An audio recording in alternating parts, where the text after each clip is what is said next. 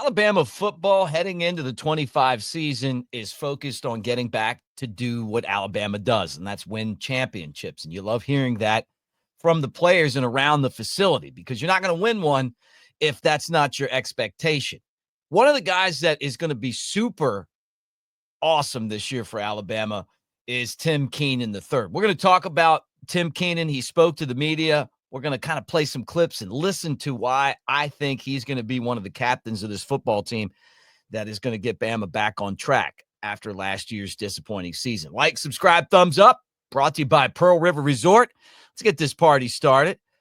Great to see you guys, by the way. I say that every day, but I mean that. Roll Tide.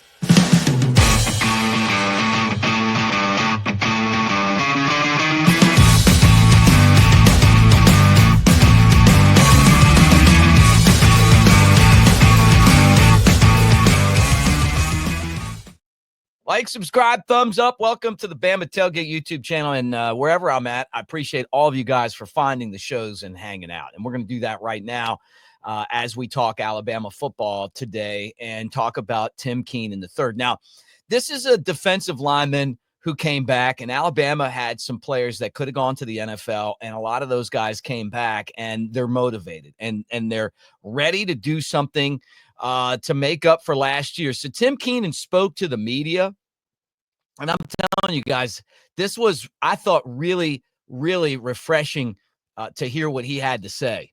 Of course, going 9-4 is not the standard here at University of Alabama.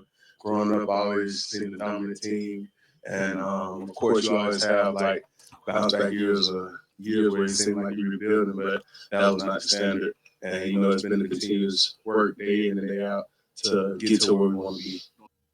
So let's unpack this. 9-4 is not the standard here at the University of Alabama. Now, we've talked about this on some of my other shows with some of my other partners, Clint Lamb or Jake Coker. Shank talked about this as well. Basically, the standard is working really hard. It's not about, even to me, the wins and losses. And that was when Coach Saban took over. It was never promising wins and losses, but it was doing the things that you had to do to be your best, following the process, right? And last year, I didn't feel like Alabama followed the process. And it's obvious that Tim Keenan felt like Alabama wasn't following the process. And the Oklahoma game, which was so just embarrassing for Alabama, the Tennessee game, they could have won. They didn't. Vanderbilt, weren't ready to go. And then Michigan, the way they ended the season, just wasn't up to the standard at Alabama. But what I love about Keenan is he's one of 11 guys that could have gone into the draft and left Alabama, but chose to come back and play football for the Crimson Tide and try to get things back on track again. And then they'll go in the draft next year, and I want to play one more clip from Keenan, who last year was a starter in 12 games for Alabama. Had 7.5 sacks, tackles for loss, and then 2.5 sacks, and, over 40 tackles. He was a big part of that Tide defense, someone that, to me, is so integral in this team's path to success, right? And it's 6'2" and 330 pounds, he's one of those guys that you put up front and helps you win. I mean, you have to have those big guys up front. You got to win in the trenches. I think everybody knows that with football. But here's one more thing that he said that I thought was really, really important to this show that I was doing today, because this is what you want to hear from your guys. I put my trust in God. Then I believe in the guys here, believe in the coaches here. I believe in the system. I really believe in the University of Alabama. And then when I told myself and I told Coach Saban and whoever, when I came to the University of Alabama, I'm going to leave with a championship. Tim Keenan said, I'm going to leave with a championship. Told Saban that, telling his teammates that. Setting that as the expectation for this team is so important. And I think that last year, you're talking about transition. Obviously with Coach DeBoer and his staff coming in and Nick Saban leaving and, losing guys like Caleb Downs and the entire secondary and the transfer portal. But I don't even think that's why Alabama didn't have success. I feel like it was the attention to detail. I talked to Tim Smith at the Senior Bowl, and it was kind of like, man, we let everybody down last year. Now, these guys feel responsible for maintaining the Alabama standard. And the Alabama standard is fighting to win championships and winning championships, whether it be the SEC or the national championship. But these guys want to win the Natty every single time out. And who knows if Tim Keenan's going to be one of the captains of this football team, but you love to hear these guys come out and basically take ownership and then obviously point towards this season as their chance to get things turned around. The Swarm defense did really well, by the way. And that was something that we weren't sure about with Kane Womack. And I felt like, it's against certain defenses. It's not as, offenses, it's not as good. They struggled to get Vanderbilt off the field, and that's something that I'm curious to see this year, kind of how they bounce back from, not even the loss, but just their inability to stop that kind of that option sort of attack that they run. But look, Kane Womack's going to have another year under his belt. And I don't think Alabama didn't make the college football playoff last year because of defense, but I'll tell you the other thing too is Tim Keenan seems like a great guy. I really put my trust in God, right? Start there. Believe in the guys here, believe in the coaches here, believe in the system, right? Going through, I believe in the University of Alabama. And I think those are great, man. He's a redshirt senior. He's got the most experience of anybody on Bama's line. And, he's someone that Bama's going to rely on this year, not just to go out and make plays, but to also uphold what the expectations have always been, or at least since Nick Saban got there. And for Kalen DeBoer, look, the guy's come in with a track record of success.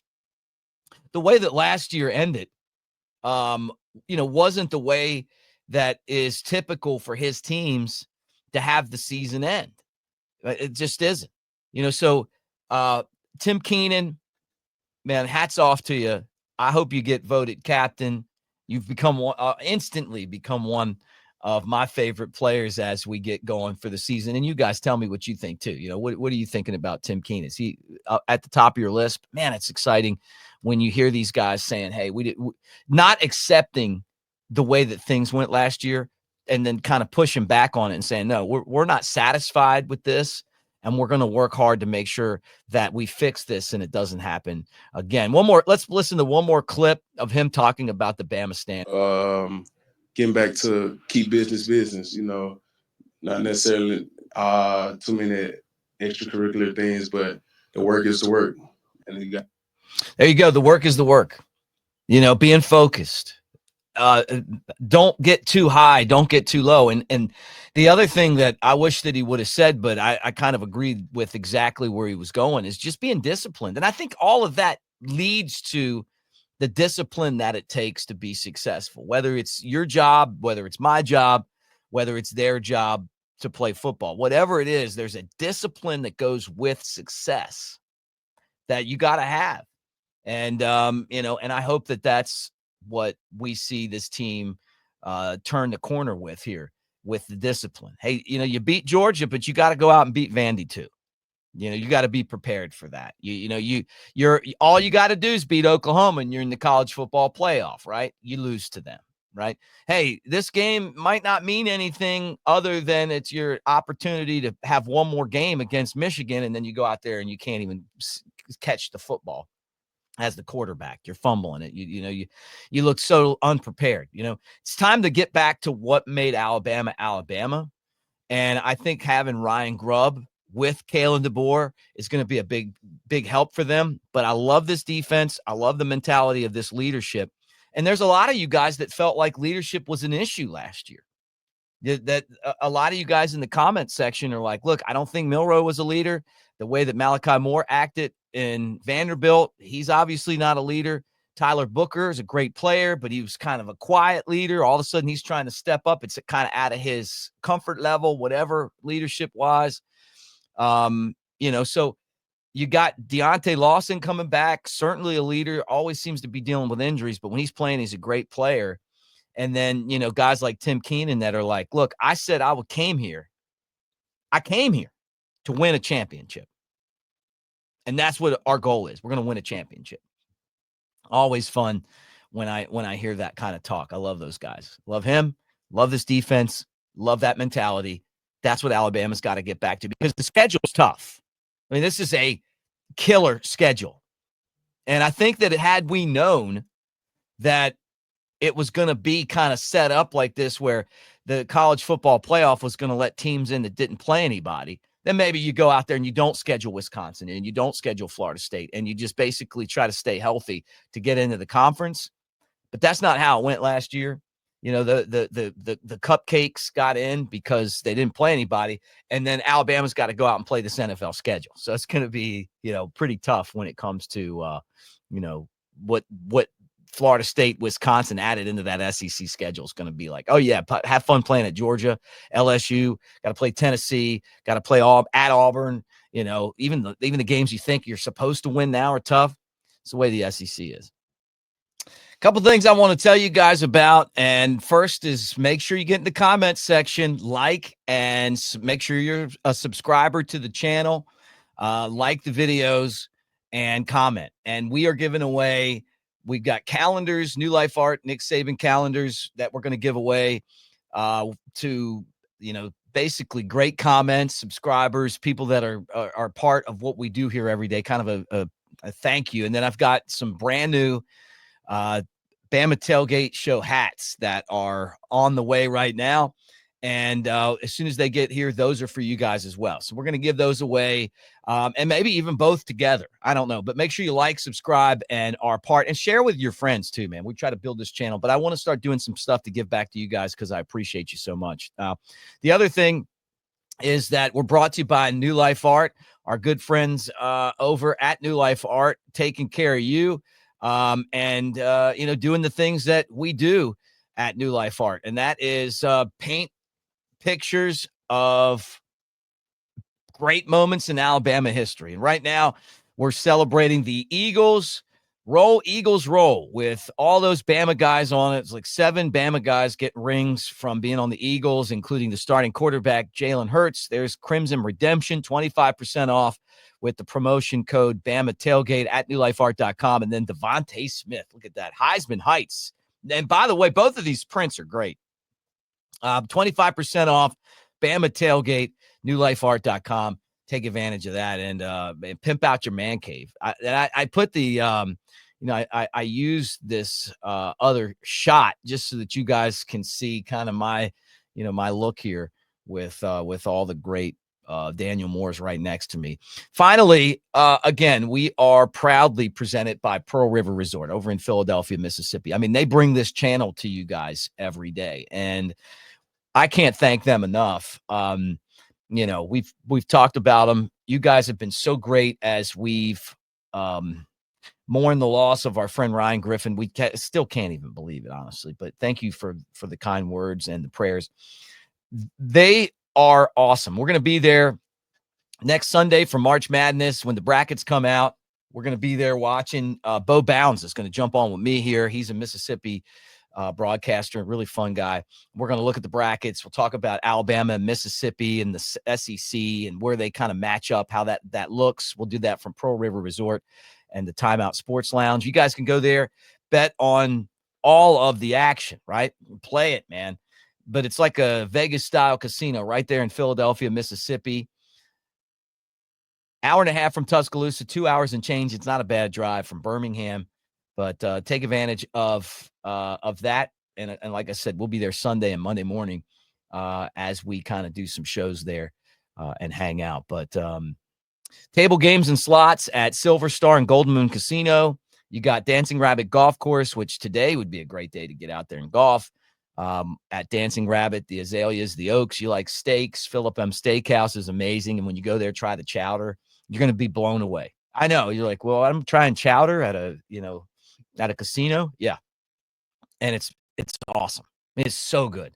But Mom and Them's restaurants, like the bistro, the Circle Bar, love hanging out at Pearl River. And I know that some of you guys have been there anyway. So check it out. We appreciate them so much. And Blue Oyster Cult, Godzilla, Don't Fear the Reaper, they're going to be there performing at the Silver Star Convention Center next month. So roll tide, everybody. We'll do it again tomorrow.